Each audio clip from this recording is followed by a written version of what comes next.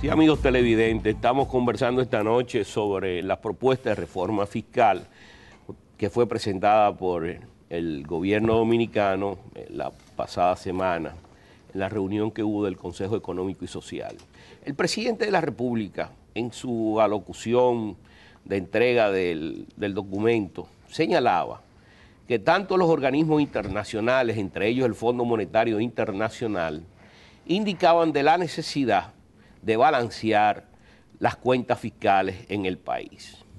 Hoy aparece una publicación en Bloomberg del Fondo Monetario Internacional que ve con alto nivel de alarma el riesgo de una caída, un colapso en la economía global.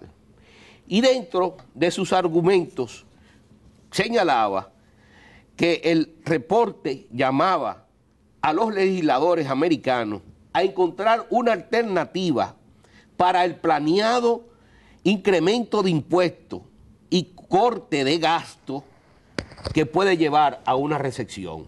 O sea que los Estados Unidos, con un nivel de déficit fiscal del 8% del Producto Interno Bruto, para que no caigan en una recesión, el fondo le dice, no corten gastos ni aumenten impuestos.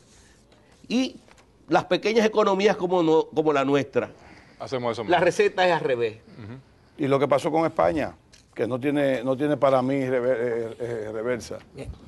Mira, yo creo, yo voy a hablar con mis televidentes. Entonces nos vamos nosotros. Con mis televidentes. Yo también, al igual que como dijo Luna Valiente, estoy sorprendido. Realmente sabíamos que había un problema de déficit, pero no de la magnitud que nos están planteando. No quiere decir esto que no haya justificación alguna, comprobable y real, de lo que ocurrió con el déficit. El presidente, en su locución, que también corroboro con lo que dice Ezequiel, ese mensaje debió llegar primero. Ahí está el presidente pidiendo comprensión a la ciudadanía dominicana sobre un problema que no generó él. Lógicamente la generó su partido, el que estaba en el gobierno. Pero, ¿qué se hizo con esto? Y mucha gente va a decir, bueno, también el gasto se incurrió en cosas electorales. Evidentemente, el partido de gobierno, cualquiera que fuere, cuando está en el gobierno y va a una elección y quiere ganar su partido, no importa que sea una reelección o no, también va a incrementar el gasto de capital y quizás en alguna medida el gasto corriente. Pero nosotros habíamos dicho muchas veces en este programa lo que decía el presidente de que habían partidas o gastos rígidos en el presupuesto dominicano. Gastos o partidas rígidas que ponen en aprieto las finanzas públicas. Evidentemente que cuando hablábamos y todos pedíamos una solicitud digna de la educación, que nadie puede decir que, ¿y por qué no me voy a oponer a eso? Siempre decíamos, estamos de acuerdo, pero no hay recursos. No lo hay en este momento, no lo había en ese momento.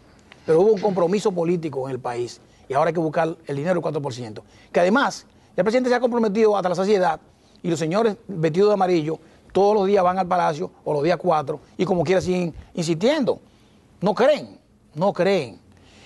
Miren, entre la deuda, entre el cuasificar y el gasto corriente, que no es verdad que el gobierno puede ahora decir, vamos a cortar la nómina, vamos a bajar el gasto, porque eso lo que hace es que coge y manda a la calle a un grupo de ciudadanos dominicanos que están produciendo algo para consumir algo. Y entonces eso no va a animarse la economía. Lo que decía el licenciado Piantini.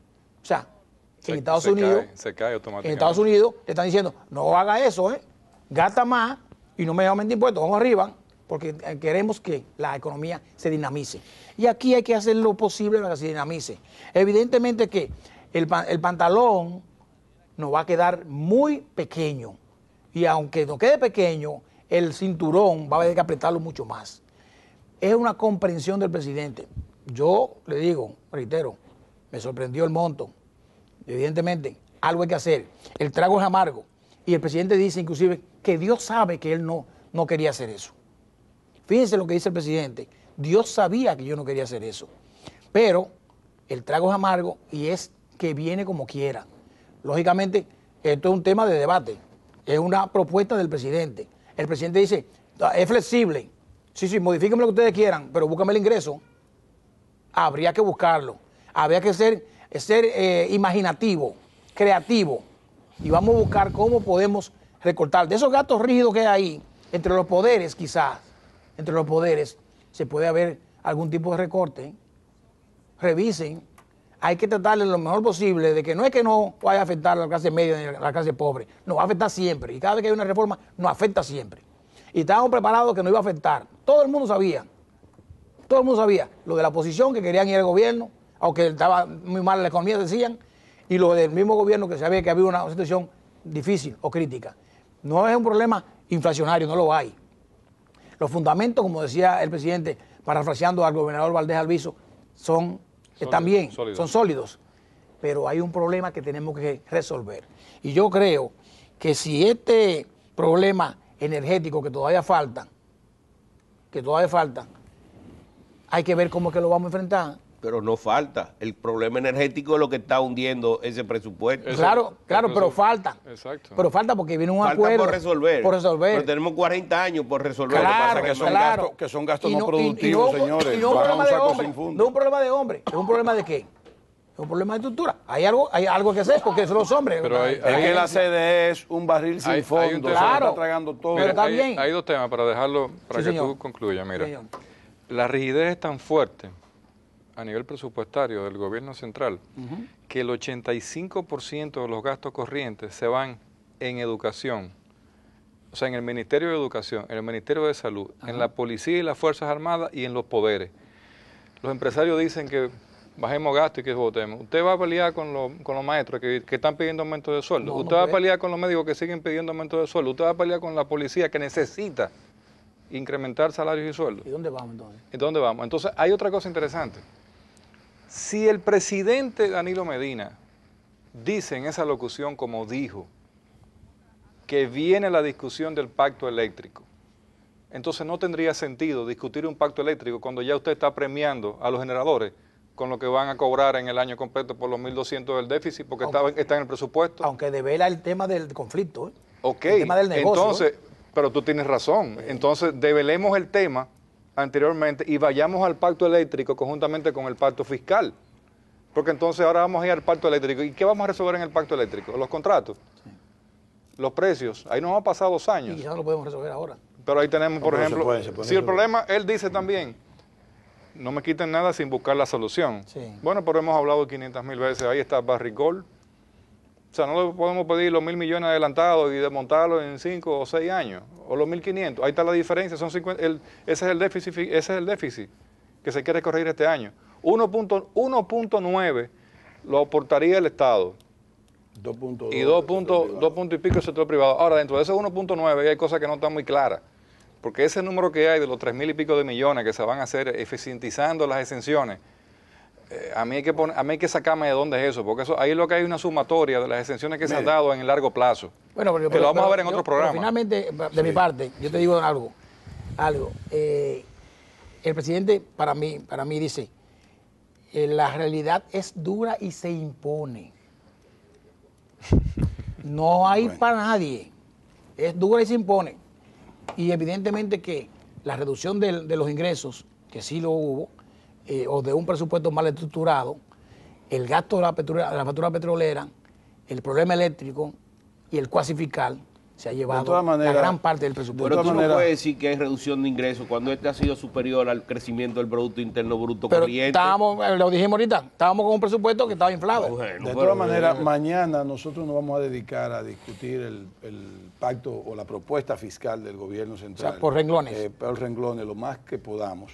De todas maneras, para cerrar este programa, yo por mi parte le digo, señor presidente, yo Ezequiel Molina Lizardo lo conozco en lo personal y sé su pensamiento político y su pensamiento social. Yo siento que usted ha sido muy valiente en esta propuesta, pero no me gustaría que en este juego de pelota contra la pared, la pelota rebotara en su contra. No es correcto quererse echar toda esta solución de todo este problema que viene arrastrándose o que se arrastró.